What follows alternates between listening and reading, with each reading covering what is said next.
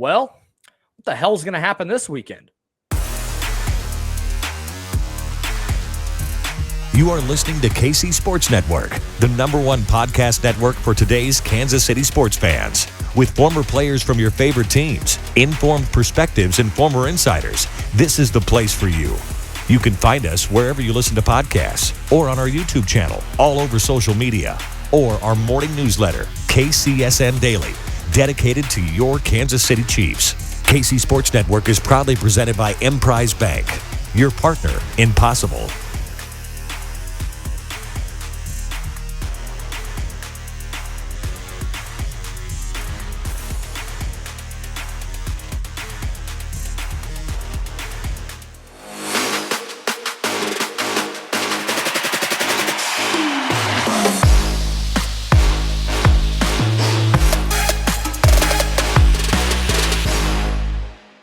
What's up, y'all? This is One Royal Way here on Kansas City Sports Network. My name is Joel Penfield. Thank you all so much for tuning in. Joining me tonight, Jared Perkins from Prospects Live, Major League University, and Royals Farm Report. A busy man with the draft guide coming out. Helped us a ton with that. How you doing, man?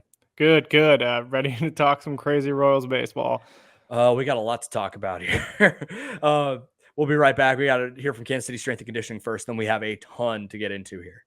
From the beginning, we knew right away that we wanted to do strength conditioning and a throwing program for the baseball and softball community. It wasn't something we were trying to back into or all of a sudden learn. We knew we were really good at coaching these skills from the get-go. And the fact that we're in the same business and the employees are all on the same page, we can write a program based off of what a kid needs, not just getting him stronger or faster from a general sense. It's what does this kid need? On the pitching end, we can say, hey, this kid needs such and such. He needs to do this or that better. A lot of times it turns out it's not something that needs to be fixed in the baseball cage or on the throwing mound. It actually needs to be fixed in the weight room.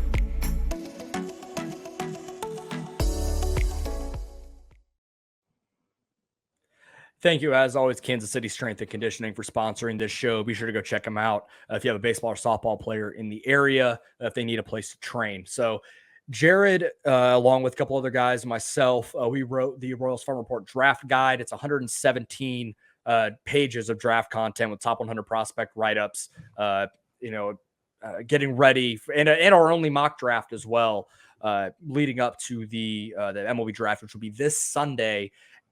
So be sure to go check that out. I believe Alex has the price down at like $2.22 now. So he's almost cut it in half from the $4 it was originally at. Go check it out. It's an incredible resource if you're a draft nerd and want to learn more about the future of the guys that could be in the Royals organization. And on Sunday, Josh and Alex, along with Mike and Marcus Mead of Royals Weekly, will be live from the Kingdom Bar and Grill, I believe starting at 6:30. I will not be there. I'll be driving back from a little vacation, but I'll hopefully be able to remote in when the Royals make their pick. But at the Kingdom Bar and Grill live, and it'll be on YouTube, Twitch, Facebook, all that, just like the NFL draft. And we are doing a raffle similar to what the guys did for the NFL draft. If you Venmo $20 to KC Sports Network, and it's at KC Sports Network is the Venmo. You donate $20 to that. I believe you get a chance, or $100 for 8 entries into the raffle for 4 lower level Royals tickets. I believe they're Diamond Club, a signed Bobby Witt Jr. baseball, or a signed Alex Gordon jersey. They will all be entered in if you donate $20 for 1 chance or $100 for 8. We are doing that live at 7 p.m. So it'll be right before the Royals pick at number 9. And that'll be on July 18th. And all proceeds are split 50-50 between the KCSN Foundation and the Royals RBI program, which let me get the official name for that if I can figure it out. The Royals RBI program. So be sure to go and support a good cause, and you have a chance to win some cool stuff. So we'll have that. Now that the plugs are out of the way, holy crap, Jared. The Royals they go and win 3 out of 4 against Toronto, or not. They're heading to Toronto, but against Detroit. And then they even won 2 out of 3 against Cleveland. Despite getting shellacked on Saturday, they made it seem like they lost the series. They're playing good baseball. They're starting to win some games. The younger guys are starting to get more acclimated, and an absolute bomb drop today. We knew there were going to be some players out. So if you don't know, if you were not vaccinated for COVID, then you cannot go into Canada and play. And teams have been hit by this, a few players here and there. I think the most is like 4 or something like that. 4 players that go on the restricted list. They can't play in a series and they go. The Royals announced today they have 10 players that cannot play in Toronto because they're not vaccinated against COVID. The guys, you can go look at Jeff Passan's tweet, but the 10 names on this list are Andrew Benintendi, Whit Merrifield, MJ Melendez, Hunter Dozier, Brad Keller, Brady Singer, Michael A. Taylor, Kyle Isbell, Dylan Coleman, Cam Gallagher. So 40% of the roster can't play in a 4-game series. So this means the Royals are essentially fielding the Omaha Storm Chasers in Toronto this week. I mean, I don't want to delve too far into the political, moral aspect of this. Like, that's just a rabbit hole I don't want to go down. And I know the people listening just want to try and stick to baseball as much as we can. So from a baseball perspective, what the hell? This is a situation that I knew that there were going to be some guys and it'd probably be more than 4, but I didn't expect it to be 10 guys. And just as you start to get a little bit of momentum, I mean, you're probably going to go and get swept in 4 games at this point. Yeah. I'd be shocked if they win 1 game. Yeah, you think about the trade deadline implications too. It's like they just made that great trade getting Drew Waters, Andrew Hoffman, and CJ Alexander from the Braves for their 35th overall pick in the draft. And so you're like, oh, there's excitement, there's momentum going. And then you see this happen, and you see 3 of the names on that list being big potential trade candidates here at the deadline. And Whit Merrifield. 4. I'm seeing Brad Keller's name floated out there too. Yeah. Yeah. And you think about teams like the biggest team that was talking about Benintendi was the Yankees and the Blue Jays. And those are 2 teams in the AL East, and one, Benintendi can't go to the Blue Jays now at this point. I mean, how is he going to play games there? So everybody wanted Jordan Groshans to come into town for Benintendi, and that's probably out the window now. And then you look at the Yankees, they got another series coming up in Toronto, and then if the playoffs hit, they're going to have to go back to Toronto potentially, as Toronto's still in the hunt. Even though they fired their manager, they're still in the hunt for a playoff spot. Yeah, and even with Merrifield too, like that takes out a whole division, in a way. And Michael A. Taylor was looked at as a candidate for the Yankees because they want to try and get some combination of Giancarlo, Aaron Judge, and Aaron Hicks off their feet as they get closer to the playoffs. And Aaron Hicks is out, I think, about to head on the injured list with a shin injury. So it looked even better that they can make that trade. I don't know if that'll happen now because I don't know what Michael A. Taylor's willingness is to get vaccinated. Yeah. Speaking of the willingness here, Whit Merrifield made some comments after the game when he was asked about this. And I don't have the quote pulled up in front of me, but he, did the general. It was a personal decision. I, did some research. I've talked to people, but made the decision to not be vaccinated. That's his prerogative. I'm not going to judge anyone for it. Andrew Benintendi essentially said the same thing. And if he had stopped his statement right there, no one would have batted an eye. People still would have been pissed, but I don't think anyone would have thought anything of it.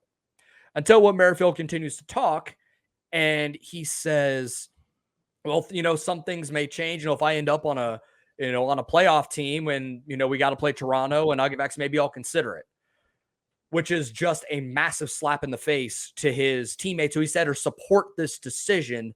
But in turn, he's also spitting in their face by saying, yeah, it's not worth me getting vaccinated. We're 20 below 500. Why should I care about you guys? Yeah, I mean, to all the fans who supported him staying in town over these years at the trade deadline in the past. And it's hard because it's like, you look at Andrew Benintendi's statement, he was like, my choice, end of story. No one cared. No one's mentioning Andrew Benintendi in any of this because they're just like, that's his choice. Where Merrifield is like, well, if I play for a contender, my choice might change. And you're like, well, that optically looks so bad. Yeah. It looks so bad. Now, do I resent him for being upset that he's been on losing ball clubs his entire career? Absolutely not. No. I wanted the Royals to go and trade him, and I know he wants to probably get traded at this point because he knows how much longer do I have in my career. I want to go play playoff baseball, and he should. But to do it that way, it looks horrendous on the organization that has given him so much and given him the opportunity and kept him around and gave him an extension that no other team probably would have given him. Yeah. And for all that to be like, well, my vaccination status is subject to change if I end up on a playoff team. Yeah. It's awful. And it sucks because like everybody's always been behind Merrifield. I don't think a single Royals fan in the past has ever had any like ill will towards Whit Merrifield. I think fans have wanted him to get traded in deadlines past just because they weren't competing, but everybody always loved him in the clubhouse and just loved him as a leader of that clubhouse too. And just kind of to have this happen before the trade deadline, where you're kind of just trying to find someone in that clubhouse with Salvador Perez out to rally around that this is going to happen. And it's like right before the All-Star game. So the Royals are going to go to Toronto, go play a series. I mean, Whit Merrifield's going to stay home. Do we even see Whit Merrifield play again in Kansas City? I've thought about that a lot over the last couple of hours. And I think that Whit Merrifield's played his last game in Kansas City. And it was, and it's so weird that after playing 553 straight games, the streak is over in a game where he had to get pulled for an injury. I think it was like a turf toe or something like that, or whatever they called it. But it's kind of weird that for someone that played that many games in a row and manned the post for that long, for his last game potentially for the team to be a game in which he was removed due to injury. Yeah. But and I felt like the Royals were going to trade him over the next couple of weeks, let him get healthy, play a few games, show that he's healthy, and then trade him. I think at this point, the writing is on the wall that he has played his last game for the Royals. How can you put him back in the lineup after he's basically said, I want out? Yeah. He said it without saying it. Like he said the quiet part out loud that he wants out and that he doesn't want to be here. Yeah. And he's kind of sort of hinted at it a little bit in the past, but this time he was just basically like, yeah, if I play for a contender and we're in the playoffs, like those things change. It'll change my decision on potentially what I'm going to do. And so it's just like, it's one of those things, like how can you have that guy and if you're trying to move the page and move forward as an organization and you're trying to get to that next level and that next step, I mean, a guy, if he doesn't want to be there, it's hard to carry him around. Yeah. I don't want to belabor the point too long. If you want another rant session, just come find me on Twitter and we can go in the DMs and just go to town. But if there is any silver lining to this, as guys that cover the minor leagues and love the prospect side of baseball too, we get to see some debuts coming up because it's a restricted list. There's no like massive 40-man shuffling that's going to occur. It's going to be guys that are just available and vaccinated that can go play. So it looks likely that guys like Michael Garcia, who's been a double-A shortstop and really good, one of the better guys in the system this year. He was on the taxi squad for this series, likely to go to Toronto and play. Looks like possibly Nick Prado. He wasn't in the lineup for Omaha on Tuesday. We're recording this on Wednesday, so it's a day early. Things might change from the time me talking about this, but Michael Massey, Nate Eaton, Brewer Hicklin, guys like Brad Peacock, Angel Zerpa, a few other pitchers are probably going to see some time because who the hell knows how the pitching is going to work out since Singer and Keller can't pitch and Coleman can't pitch. I don't know. Like it's going to be Greinke, Lynch, if you can hopefully get a start out of him after the blister finger injuries. And then it's kind of up in the air. I don't know what we're going to see. There's a little bit of me that is excited just because we get to see some of these younger guys really get an opportunity in weird circumstances, but they're getting an opportunity. Yeah, I mean, for me, I want getting the opportunity to see Brewer Hicklin for the second time. I know he struggled a little bit in his debut, and has struggled in AAA with the strikeouts, but kind of one of the best all-around dudes you can have in a clubhouse. And he just comes and plays hard every single day. He's got a great blend of power and speed, and just being able to see him get another shot in the big leagues. I mean, there's a good chance he starts in the outfield in this series, and so it'll be exciting to see him out there and potentially playing and get some ABs at the big league level. Yeah, he got a couple ABs. I believe it was in Minnesota when Michael A. Taylor went on the COVID list initially. I think he went like 0 for 5 with a few strikeouts. I don't know if he ever got any hits yet. So it's a good opportunity to see a bunch of guys that are a part of the future of this team that are going to get an opportunity they likely wouldn't have had otherwise. Now, here's the interesting part of this. You think anyone gets Wally pipped out of this? In what sense? Like the other, like, hey, the best kind of ability is availability, and these guys show out in a 4-game set that they're ready to go. Like, say Nick Prado goes and hits 3 home runs this weekend and plays a great first base or left field, wherever you want to put him, and basically just proves that he's ready. Or Michael Massey just comes up and just lights the world on fire and looks like the hitter we think he can be to, you know, maybe show, hey, maybe he's the heir apparent to Nicky Lopez, and who knows what Nicky Lopez is. Who's already who's seen his playing time lessen over the last couple of weeks. Put pressure on those guys that are already up there. I mean, and it gives that, and if those guys perform, the Royals have more incentive to trade the other guys that they have on the block. And it can push Merrifield, Benny, and Taylor out the door a little sooner than expected. Because if Prado and Massey come up and they just start mashing, Royals are going to be like, oh, wait, we got something here. And so maybe you could see Merrifield out the door, like we said, before the All-Star game's even over. And so there's potential options and hopeful options there that some of those guys can come up and show up and play. Yeah, I think there's a really good opportunity here to see something like that. And I don't know if it ever will. I mean, the Royals are the Royals, and they're going to go more often to the veteran than they will to the young player unless they absolutely force their hand. And I hope we see a couple of these guys force their hand in the way that I think they can. What I really wanted to start this episode with before this happened today was the trade that they made on Monday. And you alluded to it a little bit, Jared, that the Royals traded for 3 prospects from the Braves organization, CJ Alexander, who is a 26-year-old shortstop in Double-A. A lot of power, a lot of swing and miss. I don't know I think this was kind of just a lottery ticket that was added to this. I don't know what kind of big league future, if any, he has, but certainly the power is interesting here. Andrew Hoffman, who was a draft pick last year, I believe he was making his first outing with Northwest Arkansas tonight on Wednesday, and he looks very intriguing. Nice amount of deception, and varies his timing. Good secondaries, certainly some good clay to work with, moving forward for the Royals, and something he gives a look that the Royals really don't have in a pitcher. So that's worth something. The big piece in this was Drew Waters. Previously has been as high as like a top 30 prospect in baseball. Switch hitting, center fielder, good speed, good all around tools. Kind of fell off prospect rankings a little bit last year. Really, really, really struggled in AAA with strikeouts and contact. But a guy that certainly has all the tools to be the big league center fielder of the future as early as next year. And they traded all of this for the 35th overall pick, which is their competitive balance round pick, which is like the sandwich round in between round 1 and round 2. And it's given to smaller market teams as just an extra pick and an opportunity to get more players in their system because they can't pay for teams the way that the Yankees, the Red Sox, the Dodgers can. So it's just something that Major League Baseball does for competitive balance. And that's a pick you can trade. You can't trade your first overall pick, or your first round pick, but the sandwich picks between the first and second round and third round, you can't trade. The Tigers did this recently with the Rays, trading their sandwich pick for Austin Meadows. They gave away Isaac Paredes and their sandwich pick. So certainly interesting. I didn't know that those types of trades could happen, but I'm really excited about Drew Waters. This is a great play for the Royals to go and get a guy because they know how good the hitting development is right now. And you give this guy about a month with Drew Saylor, and I really believe we are looking at a guy that could come in and play in the big leagues for the last month of the year, just see what he's got. And you go into 2023 and you have the center fielder that you didn't have before, like a young guy. And he's only 23. He's come up, people are kind of out on him, and prospect rankings don't really have him anymore, in their top 100, but he's only 23. There's still a lot of runway here. There's a lot of tools to like. He's shown some really good stuff early on with the first few games in Omaha. I think this is a slam dunk deal for the Royals. Yeah, I mean, when Waters, just looking at plus speed, plus defense, plus power. I mean, the hit tool is the one concern that everybody talks about. I think he strikes out close to a 30% rate.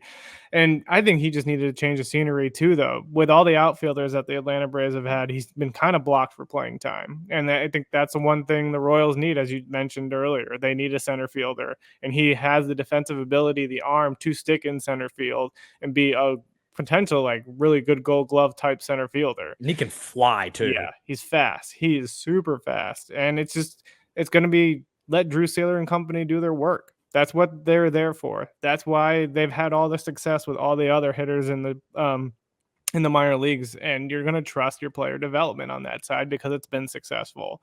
And so that kind of deal for the Royals, I mean, bringing in a guy like Drew Waters, like you said, that's been a top 30 prospect. I mean, that's huge for a 35th overall pick. I know there's potential to have some really good picks there, and Royals have used that kind of as a when they've bought low in their first round pick, and they've kind of overspent on that competitive balance. But this is an opportunity for them to get a really, really good player and some other 2 good players to couple with that, and Andrew Hoffman and CJ Alexander. Alexander cut his strikeout rate by 20%, and he has had double-digit homers and double-digit steals right now. Yeah, he's a little older for Double-A, but still, there's some potential there. And again, when you're trying to get everybody to work with Drew Saylor and company on the hitting side, you got CJ Alexander and Drew Waters now. Yeah, this is great process by the Royals and not a move that, well, I think the biggest thing is, I think Royals fans have floated Drew Waters in trade mocks and all that stuff, or Andrew Benintendi, or you trade a reliever for him and just kind of you try and get him away. And now they actually got him. They didn't have to give up anybody, and you still kind of have an opportunity to take a look at the market for a Benintendi, a Taylor, a Witt, and see where you're at. And you still go and get this guy.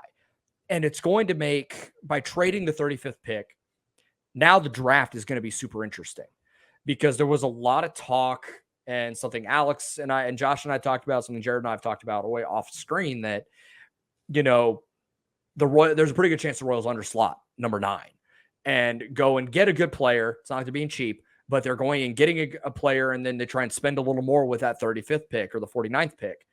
Now I think there's a bigger chance that the Royals actually just go for best player available and go and spend that full slot and go and allocate resources elsewhere.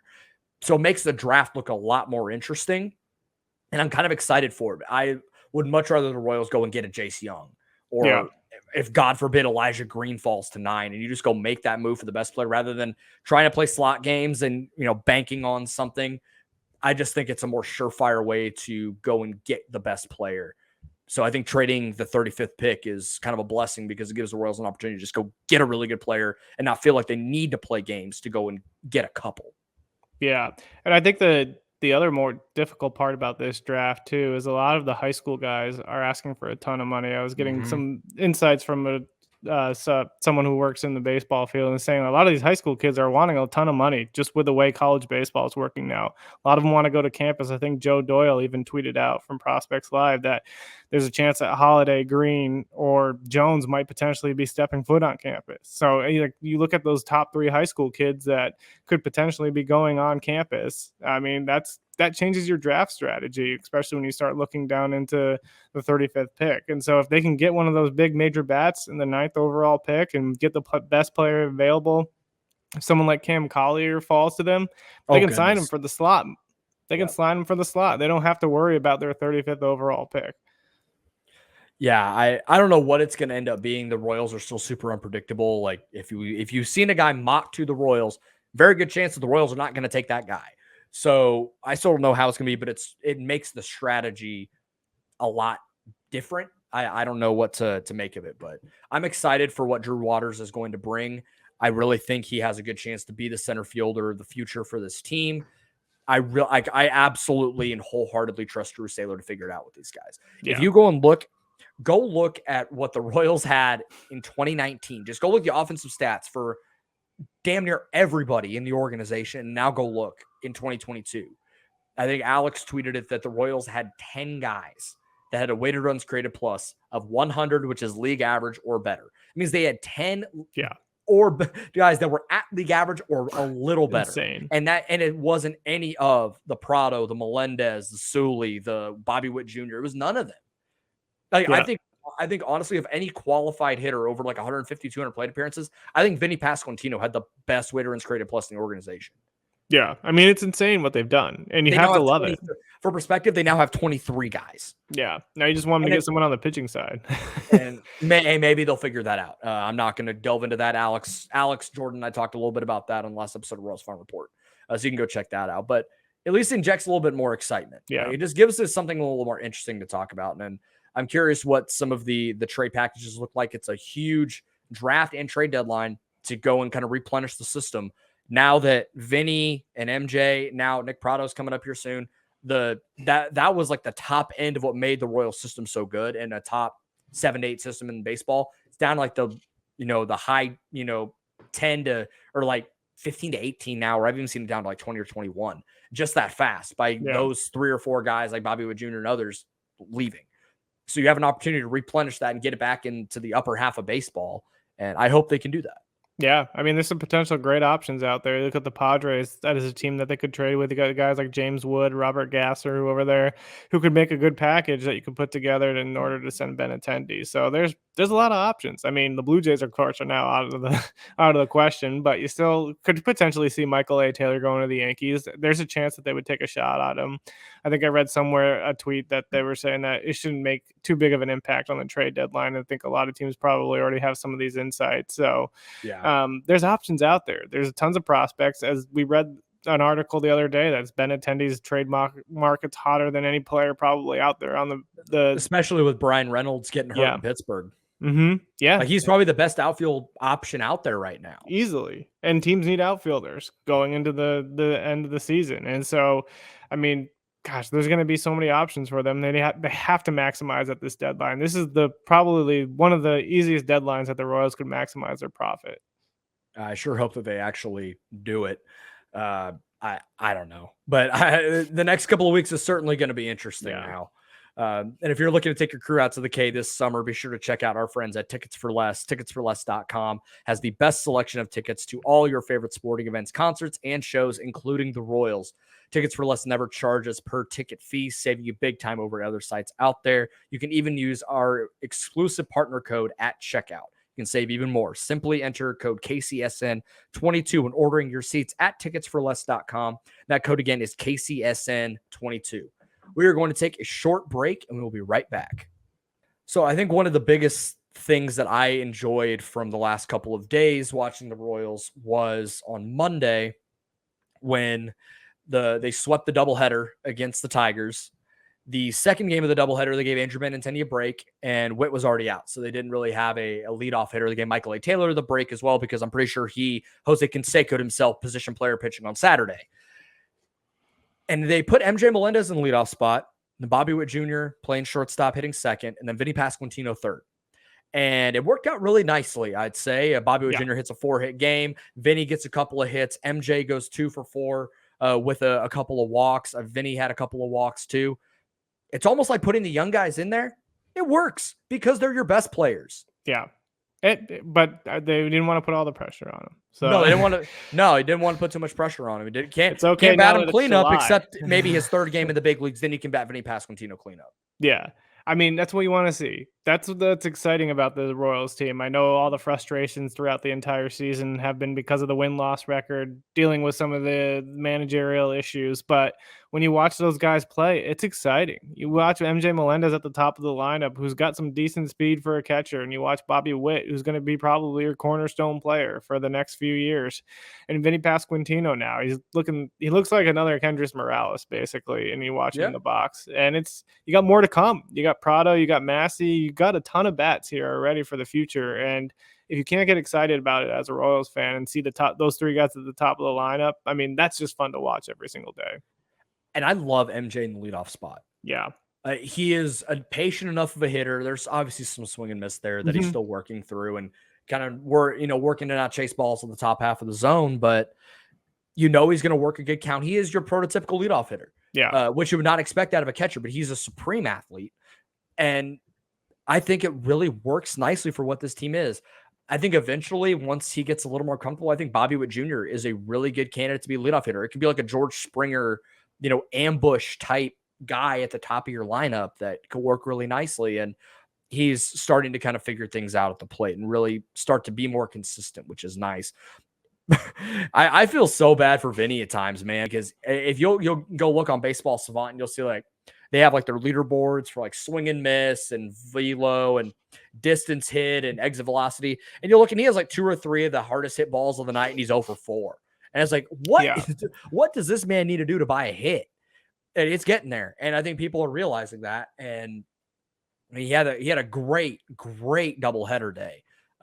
With the home run against Michael Pineda in the first pitch of the second at bat in the 4th inning, which is the exact same scenario that happened in his first at loves Michael Pineda.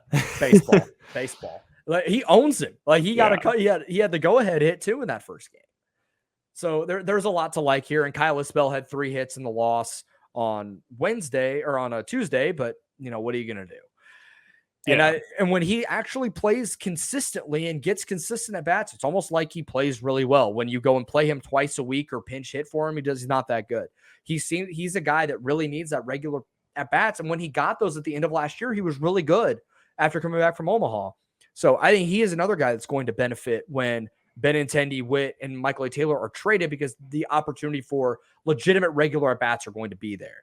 And when you put him in the lineup every single day, you at least know what you have with him. I don't know if you're able to find that if you don't play him. Yeah. Yeah, I mean, looking at that outfield in the future, having Prado, Isbell, and Olivares, and then maybe Drew Waters here in the potential near future if he can figure things out. I mean, that's nice. That's exciting.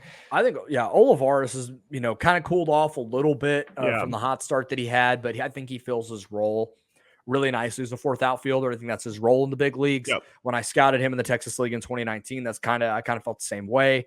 That, hey, there's a valuable bat there, but I don't think it's an everyday guy, and I think that's kind of being proven. But that's not a knock on him. Dude's cashing big league checks, playing twice a week. Go get your money. Go play pro ball. That's the good stuff there.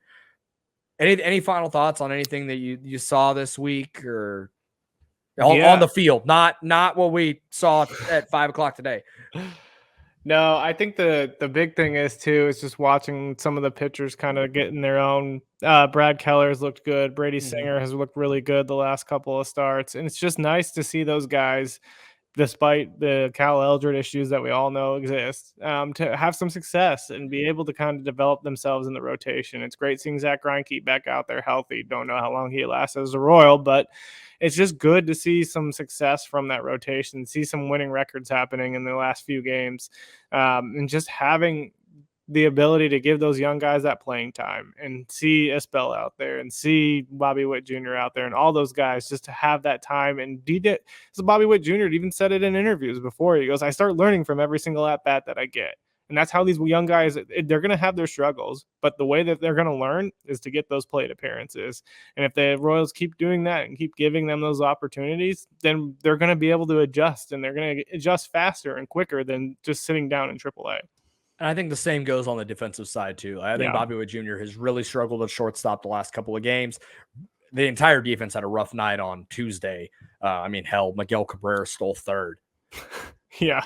Miguel Cabrera, Yep. who is 58 years old, stole third base. Yep.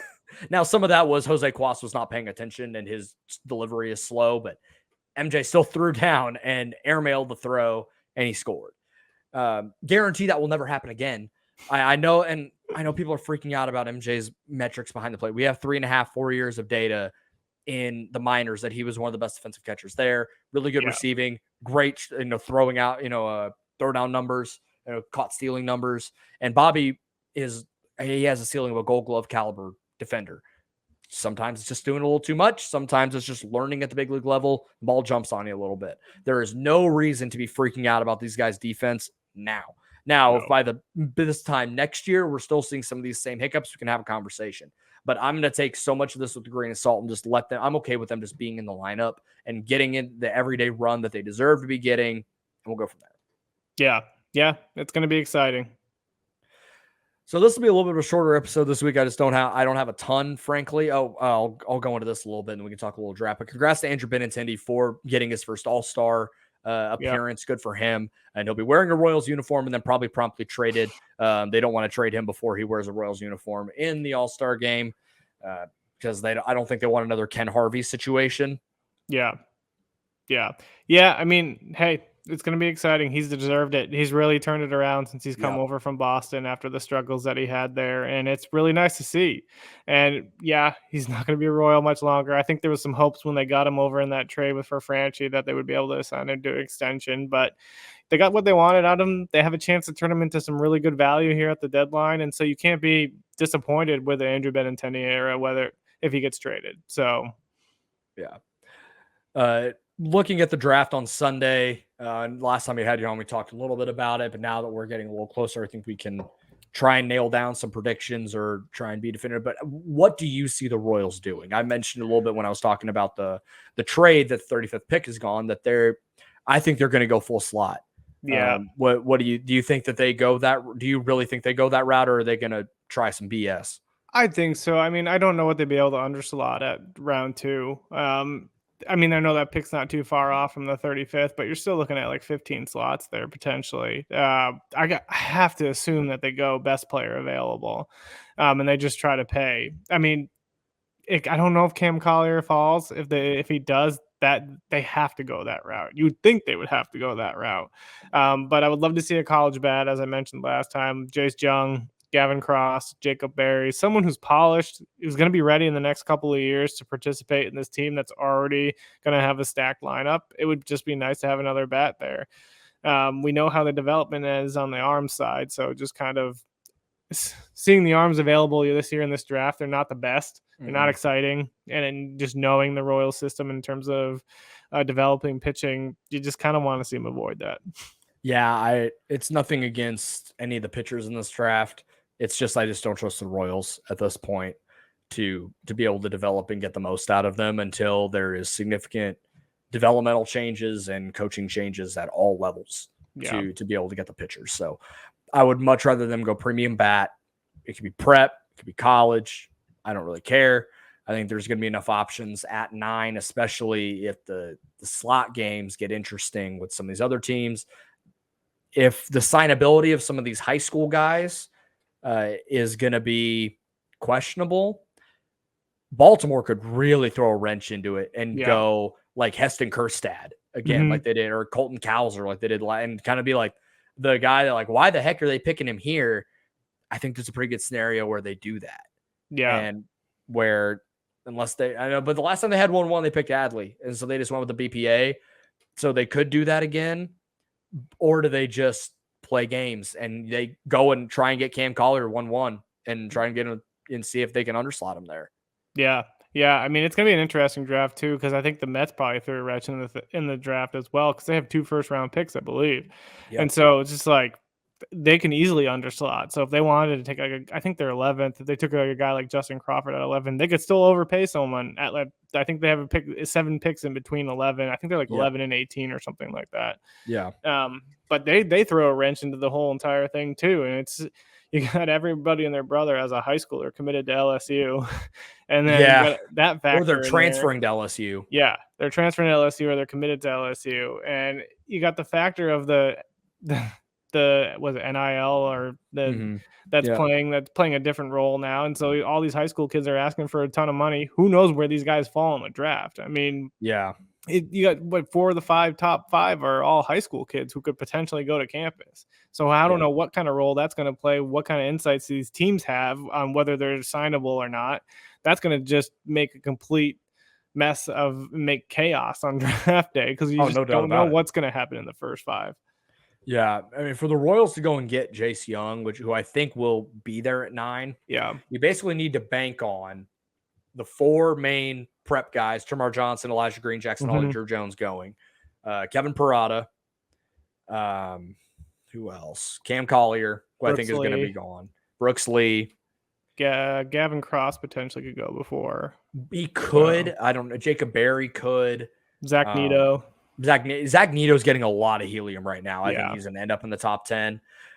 Chase the Lauder, probably not so much. No, if he didn't break his foot, I think so. Yeah. If there was an underslot option, I would love to see if you can try and get him underslot, which I think you probably could, because he wouldn't get the same amount of money he'd probably get that same amount of money at 21. So it's, the cachet of going 9th, and you're still going to get a really good player. But I would love, I think Jace Young is about as slam dunk as they get with the hitters in this class that you're going to get at 9.